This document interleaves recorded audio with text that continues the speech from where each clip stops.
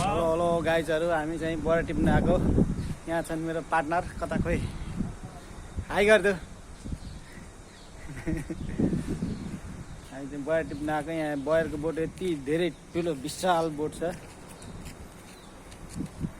हेर्नुहोस् बयर, पुरै बयर।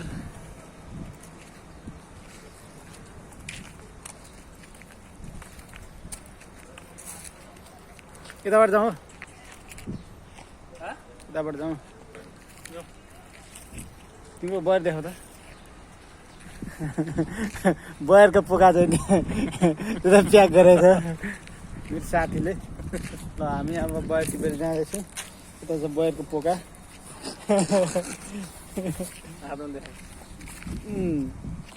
बयर यता त दाना छ। अब हामी बयर टिपेर गएर धोएर मजाले बयरलाई चाहिँ खाँदैछौँ। यो बयरको बोट विशाल बोट छ। यहाँ फ्रीमा पाउने चिज भने के हो। दुई शब्द बोला। कतारमा काम छैन, ड्युटी छैन हाम्रो। बयर टिपो खायो, टाइम पास गरो, साथीभाइसँग रमाइलो गरो, त्यस्तै छ जिन्दगी। चलिरहेछ। घर कहिले जाने हो, प्लेन कहिले खुल्ने हो थाहा छैन।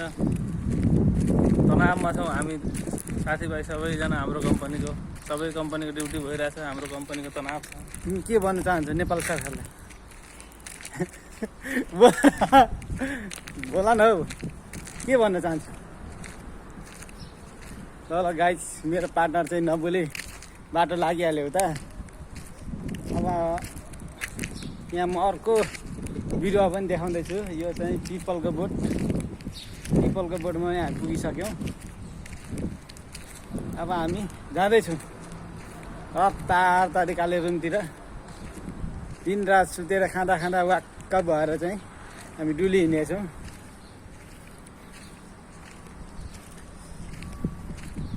अवस्था यस्तै छ, खाँदै सुत्दै।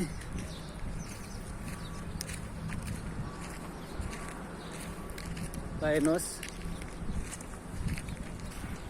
अब हामी फटाफट तरिकाले रुम जाँदैछौँ।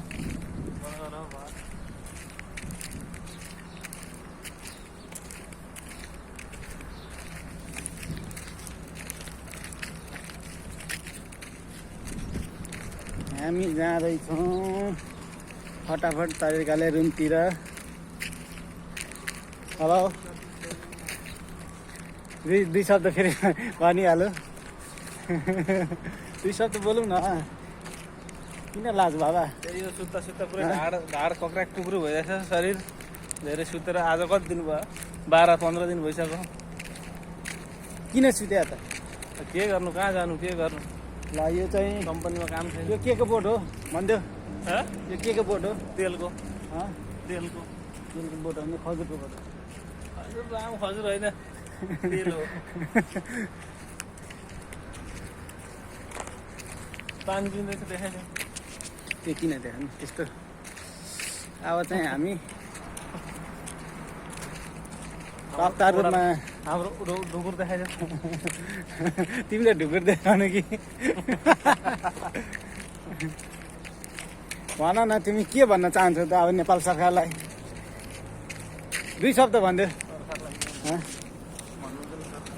भन न, अहिले नवनियुक्त हुनेवाला वरिष्ठ हो के नवनियुक्त हुनेवाला प्रधानमन्त्रीलाई के भन्न चाहन्छु? वरिष्ठ नेता बालनजी आउनु भएको छ हाम्रो नेपालमा। प्रधानमन्त्री PM एकदम राम्रो, बेस्ट बेस्ट।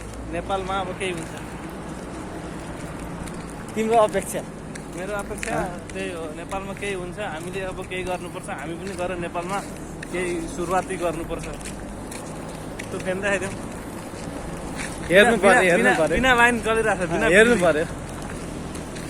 ठिक छ, अब आइहालेछ त हामी मानिहाल्छ। आइहालेछ त हामी मानिहाल्छ, केही छैन। नेपालमा राम्रो विकास गर्नु पर्यो।